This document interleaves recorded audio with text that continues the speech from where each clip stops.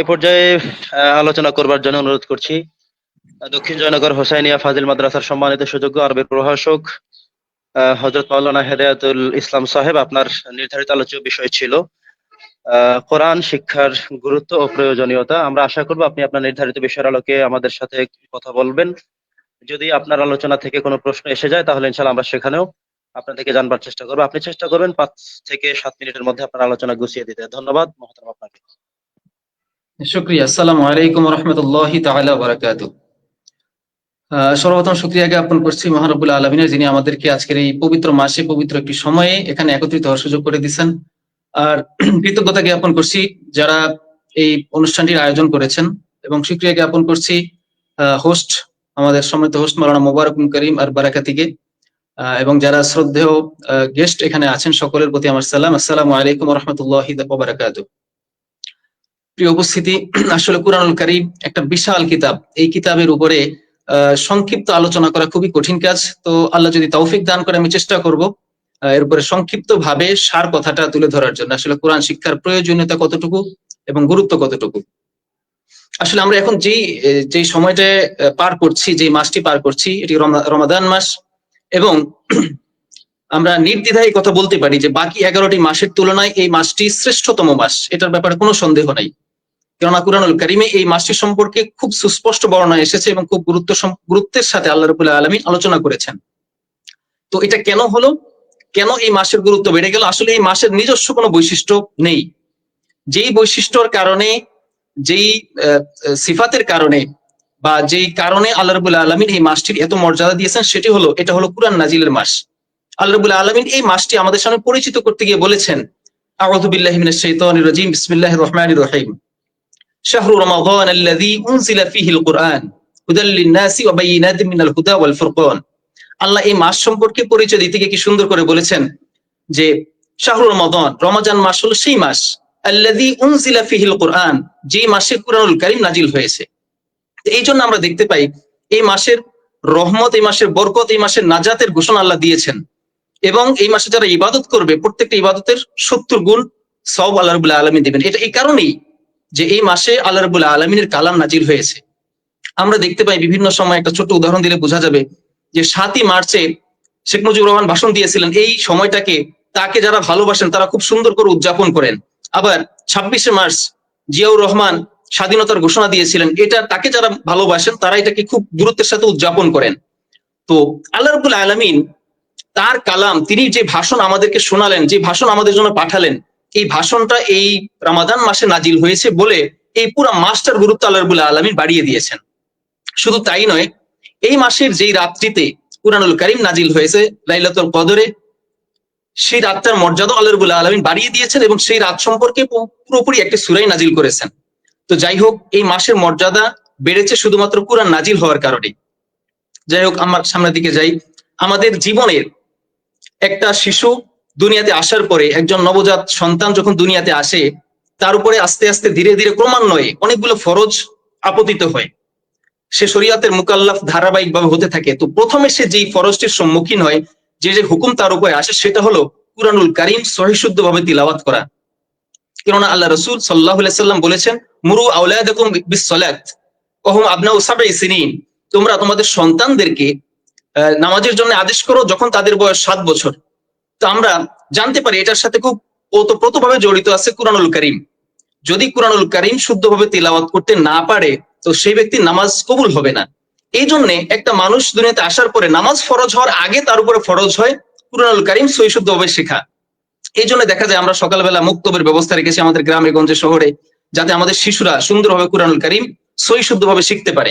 তো এই জন্য আমরা দেখতে পাই দুনিয়াতে প্রথম যে ফরজটা একটা সন্তানের উপর, একজন মুসলমানের উপরে আসে, সেটা হলো কুরআনুল কারীম সহিশুদ্ধভাবে তিলাওয়াত শেখা।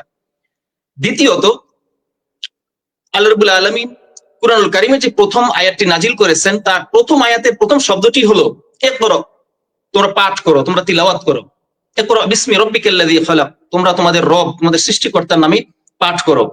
তো দুনিয়াতে আল্লাহ রাব্বুল আলামিনের প্রথম আদেশ হলো তোমরা তিলাওয়াত করো, তোমরা পাঠ করো। আখিরাতেও আল্লাহ রাব্বুল আলামিনের প্রথম আদেশ থাকবে ইকরা, তোমরা পাঠ করো, কিতাবাকা, তোমাদের আমলনামা।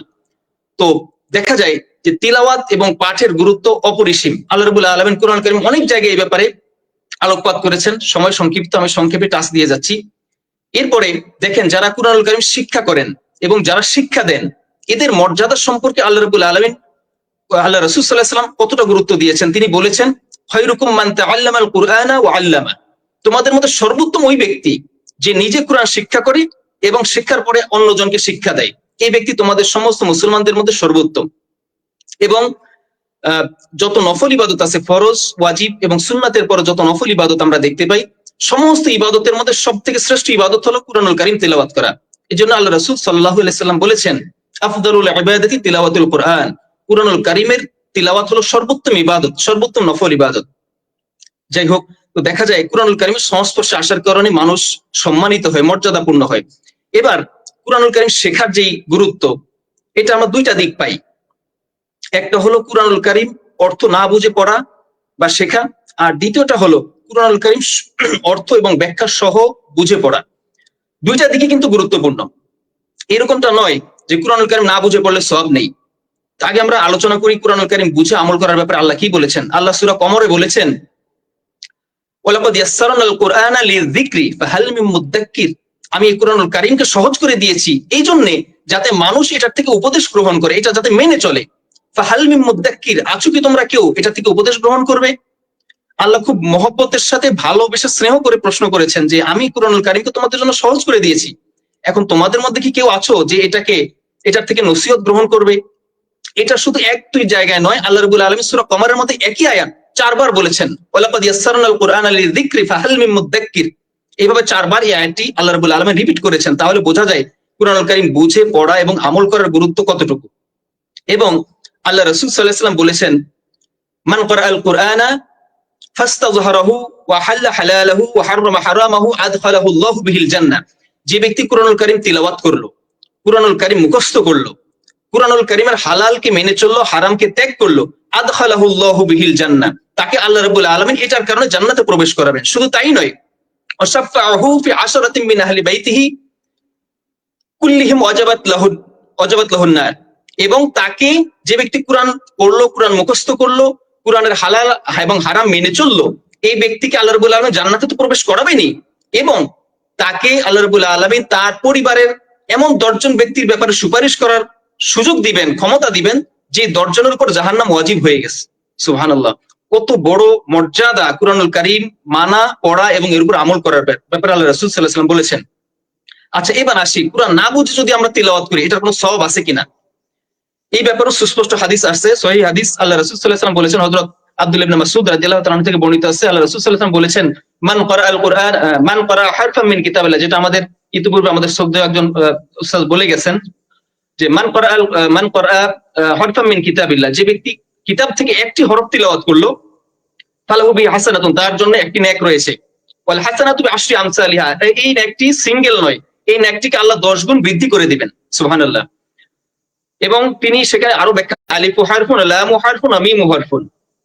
তো এই যে রাসূল ব্যাখ্যা করেছেন যে আলিফ লাম মিম পড়লে কেউ যে 3টা নেকি পাবে, 30টা নেকি, একটা নেকি পাবে, এরকমটা নয়। আলিফ লাম মিম এই 3টা মিলে 30টি নেকি সে পাবে। আবার কোন কোন মুফাসসিরিনে কেরাম বলেছেন যে না, 3টি পড়লে সে 30টি নেকি পাবে না, বরং আলিফ উচ্চারণ করতে গেলে 4টি হরফের প্রয়োজন হয়। আলিফ লাম ইয়া ফা আলিফুন, এই 4টি হরফ, একটি হরফ উচ্চারণ করতে গেলে 40টি নেকি পাওয়া যায়। আবার লাম উচ্চারণ করতে গেলে লাম আলিফ মিম 3টি হরফ, সেখানে 30টি নেকি। আবার মিম লিখতে গেলে 3টি হরফ, মিম ইয়া মিম, 30টি নেকি। তাহলে দেখা যায় 30 30 এবং 40 100টি নেকি পাওয়া যায়, শুধু কেউ যদি সূরা বাকারার শুরুতে আলিফ লাম মিম এটুকু তিলাওয়াত করে। সুবহানাল্লাহি ওয়া বিহামদিহি, কত নেক আল্লাহ রাব্বুল আলামিন আমাদের জন্য এই কুরআনুল কারীমের মধ্যে লুকায়ে রেখেছেন। তো আমি যেটা বলার উদ্দেশ্য এখানে, সেটা হলো আলিফ লাম মিম এগুলাকে বলা হয় হুরুফুল মুকাত্তাআ, যেটা আয়াতে মুতাশাবিহাতের অন্তর্ভুক্ত। এগুলোর ব্যাখ্যা আল্লাহ ছাড়া কেউ জানেন না। কোন মুফাসসিরিনে কেরাম এটার ব্যাখ্যা যথাযথভাবে করেন নাই, করতে পারেন নাই। তারা নিজের থেকে কিছু ব্যাখ্যা পেশ করে বলেছেন এটা আমার ব্যাখ্যা, তবে এটা আল্লাহ রাব্বুল আলামিন ভালো জানেন কোনটা সঠিক। তো দেখা যায় আলিফ লাম মিমের অর্থ দুনিয়াতে কোনো ব্যক্তি জানে না, সে যত বড় মুহাদ্দিস, যত বড় পণ্ডিতই হোক, কিন্তু তারপরেও আল্লাহ রাসূল বলেছেন আলিফ লাম মিম পড়লে সে ব্যক্তি 100টি নেকি পাবে।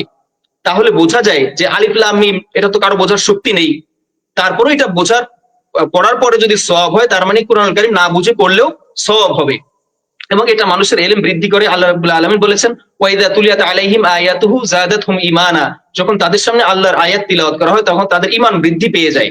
সুতরাং এই কথা বলার কোনো সুযোগ নাই। আমাদের মধ্যে কেউ কেউ বলেন যে কুরআন না বুঝে পড়লে সওয়াব নেই, না বুঝে পড়ার কোনো ফায়দা নেই, কি জন্য না বুঝে পড়েন। আমাকে অনেকে জিজ্ঞেস করছে যে হুজুর রমাদান মাসে কুরআনুল কারীম অর্থসহ পড়তে বলতেছেন অনেকে, আসলে কি করব? আমি বলেছি কুরআনুল কারীম অর্থসহ পড়ার সুযোগ আছে রমজানের বাইরে অনেক। তো আপনি যদি অর্থসহ পড়তে যান কুরআনুল কারীম খতম করতে পারবেন না। যেহেতু রোজায় একটি খতম করলে 70টি খতমের সওয়াব, সুতরাং আপনি অর্থ পরে পড়বেন। বাকি 11 মাস সময় থাকে। আপনি রমজানে অর্থ ছাড়া পারলে 2-4 খতম দেন, 5-7 খতম দেন, এভাবে পড়েন। তো এই জন্য এছাড়া রাসূলুল্লাহ সাল্লাল্লাহু আলাইহি ওয়াসাল্লাম বলেছেন যে ইকরাউল কুরআনা ফাইন্নাহু ইয়াতি ইয়াউমাল কিয়ামাতি শাফিআন লিআসহাবিহি, তোমরা কুরআনুল কারীম তেলাওয়াত করো, কেননা কুরআনুল কারীম আখিরাতে হাসরের ময়দানে তোমাদের জন্য শাফায়াতকারী হবেন। শুধু তাই নয়, আল্লাহ রাসূল এই কথাও বলেছেন, শাফিউন ওয়া মুশাফফা, কুরআনুল কারীম তার তেলাওয়াতকারীর জন্য শাফায়াতকারী হবে এবং তাকে শাফায়াতের অনুমতিও দেওয়া হবে, তার শাফায়াত কবুল করা হবে। সুবহানাল্লাহ। এই জন্য জি আমরা মোহতারাম, কুরআনুল কারীম। আপনার জি আলোচনা থেকে আমরা একটা প্রশ্ন জানতে চাই যে আপনি বললেন যে আপনি পরামর্শ দিচ্ছেন রমজান মাসে অন্তত অর্থ বা অন্য কিছু বাদ রেখে পারা যদি সম্ভব হয় তাহলে 2-4 খতম যেন দেয়া হয়। আসলে এই ব্যাপারে আপনি কোনো দলিল আমাদের সামনে যদি উপস্থাপন করতেন আমরা উপকৃত হতাম, যে অর্থ সহ পরে সময় নষ্ট না করে আমরা যদি 1-2 খতম দিতে পারি, এমন কোন দলিল আমাদের কাছে হাতে আছে কিনা যে ব্যাপারে আমরা উৎসাহিত হতে পারি। আসলে এই ব্যাপারে দলিলটা আমি আগেই দিয়েছি যে মান করা হারফাম মিন কিতাবিল্লাহ, যে ব্যক্তি আল্লাহর কিতাব পড়বে তার জন্য প্রত্যেকটি হরফের জন্য 10টি নেকি। এখানে কিন্তু অর্থ সহ পড়তেই হবে এরকম কোনো ব্যাখ্যা আল্লাহ রাসূল বলেন নাই। আর অনুবাদ সহ জি পড়তে গেলে কোরআন শুধু অনুবাদ পড়লে এটা বোঝার কোনো সুযোগ নাই। এটা ব্যাখ্যা ছাড়া শুধু অনুবাদ পড়ে কেউ এটা আমল করা বা এটা বোঝার সক্ষমতা সবার নাই। এই জন্য শুধু অনুবাদ যদি কেউ পড়তে চায় বা ব্যাখ্যা পড়তে চায়, এটার জন্য কুরআনুল কারীম রমজানের বাইরে পড়ার সুযোগ রয়েছে, বিশাল সুযোগ সেই রয়েছে। সাথে তো আমরা যদি অ্যাড কেউ করতে পড়তে পারি চায়, কিনা যে নবী করিম সাল্লাল্লাহু আলাইহি সাল্লামের কাছে হযরত জিবরাইল আমিন রমজান মাসে এসে তেলাওয়াত শোনাতেন, নবীজি আবার শোনাতেন, এই দিক থেকে আমরা জি দলিল জি জি উপস্থাপন করতে পারি কিনা। জি জি জি আল্লাহ রাসূলের সামনে জিবরাইল আলাইহিস সালাম মুতালা করে যেতেন, কুরআনুল কারীমকে তাকে হিফজ করে দিয়ে যেতেন, তার সামনে তিলাওয়াত করতেন, রাসূল শুনতেন। এটা এই জন্যই আসলে এখানে অনুবাদ আমাদের আর জানতে হবে, তবে সেটা রমজানের বাইরেও আমাদের অনেক সুযোগ আছে। যেহেতু রমজান মাসটা সওয়াবের মাস, যত তিলাওয়াত করবো ততই সওয়াব। এই জন্য আমি এখানে পরামর্শ দিই যে অনুবাদটা বাদ রেখে আমরা খতম করি, অনুবাদটা পরে ইনশাআল্লাহ আমরা জেনে কোনো আলেমের শরণাপন্ন হয়ে অনুবাদ এবং ব্যাখ্যা জেনে নেব। সময় কি আর একটু দেওয়া যাবে না শেষ করব? জি ইনশাআল্লাহ আপনি 1-2 মিনিটের মধ্যে শেষ করতে পারেন। আচ্ছা, শুকরিয়া। আলোচনা অনেক তো ভালো হচ্ছে। জি আমরা ইনশাআল্লাহ। জি এখন আমি আলোচনা করলাম কুরআন শেখার বিষয়ে, শেখার গুরুত্বের বিষয়ে। এখন কুরআন না শিখলে কি হবে এই বিষয়টা আমাদের জানা দরকার। আল্লাহ রাসূল সাল্লাল্লাহু আলাইহি ওয়াসাল্লাম বলেছেন যে রুব্বা তালিম লিল কুরআনি ওয়াল কুরআনু ইয়ালআনুহু, কিছু কুরআন পাঠক আছেন যারা কুরআন পাঠ করেন কিন্তু কুরআন তাদেরকে অভিশাপ দেয়। নাউজুবিল্লাহ। কুরআন তিলাওয়াত করেন কিন্তু কুরআন তাকে অভিশাপ দেয়। তাহলে এটা দ্বারা কেন হলো? কারণ সে বিশুদ্ধভাবে কুরআন তিলাওয়াত করে না। এই জন্য কুরআন অবশ্যই তিলাওয়াত করতে হবে, না হলে ভুল কুরআন তিলাওয়াত করলে তার উপরে আল্লাহ লানত বর্ষিত হয়। কুরআনুল কারীম তাকে লানত করেন, অভিশাপ দেন।